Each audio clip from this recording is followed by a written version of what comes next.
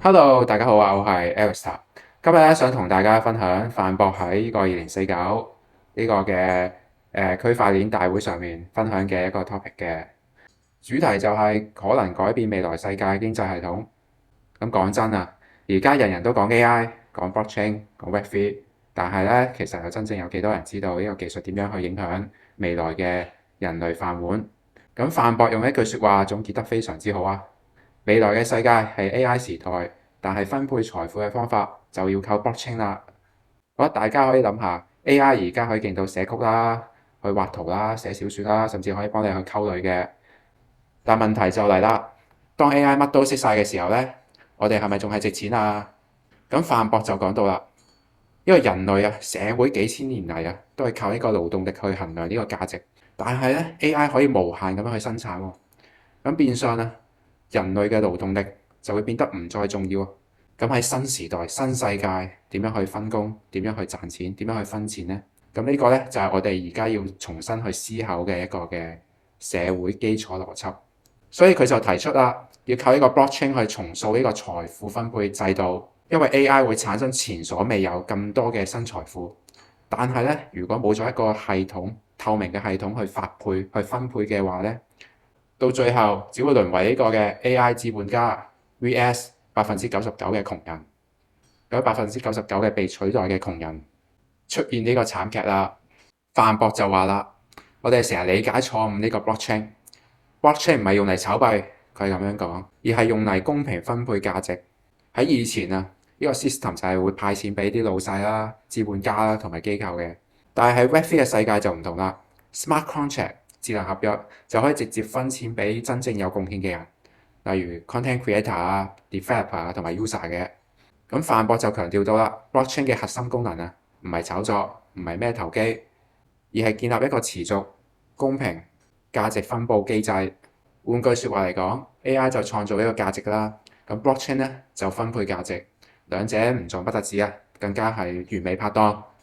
瀨尿牛丸咁樣話，AI 加 blockchain 加埋一齊，會變成一個全新嘅經濟模式。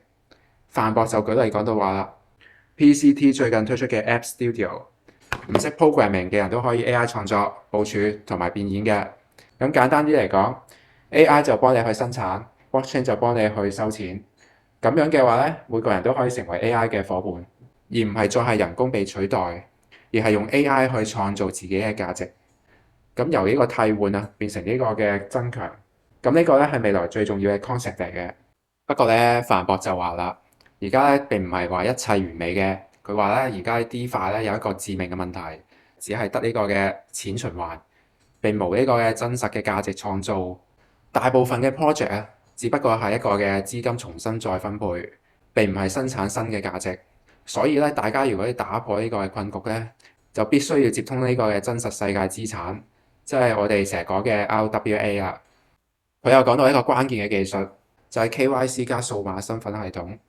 Pi Network so far 嚟講，目前已經有1500萬個 user 完成咗一個 KYC，就建基於喺個基礎，喺未來嘅 AI 經濟上鏈之前嘅一個嘅身份根據。咁講真啊，范博講到最後嘅一番説話嘅時候咧，都幾哲學嘅。創新要有激勵，但係咧而家好多標打咧，太容易去追求一啲短期嘅利益。有人一融資就走，一爆紅就賣幣，咁樣咧長遠嚟講，邊有人去認真去做呢個 product？佢強調啊，如果行業文化只着重投機，唔着重創新嘅話咧，咁呢個圈子咧只會越玩越窄，越嚟越少人真正，而且會越嚟越少真正創造價值嘅人。佢希望用去中心化激勵機制，令一個創新變得有新嘅回報，而唔係俾一個短線嘅利益去扭曲嘅。Finally，范博就講得好震撼啦！AI 加 blockchain 嘅結合咧，唔係一個技術革命嚟嘅，而係未來嘅一個文明嘅基建。如果 AI 係呢個嘅生產力革命，咁 blockchain 咧就係一個分配制度嘅革命啦。而范博就希望 Pi Network 可以喺呢場大變局入面建立一個人人參與數碼經濟社會。所以喺未來50年，唔係 AI 取代人類，而係 AI 加 blockchain 重新定義咗何為人類嘅價值。咁大家點樣睇范博嘅言論？你認為 AI 會令到財富更加公平啊，定係更加集中？歡迎你留言話俾我聽你對反駁嘅説話嘅睇法，記得 CLS。我哋下期再見，拜拜。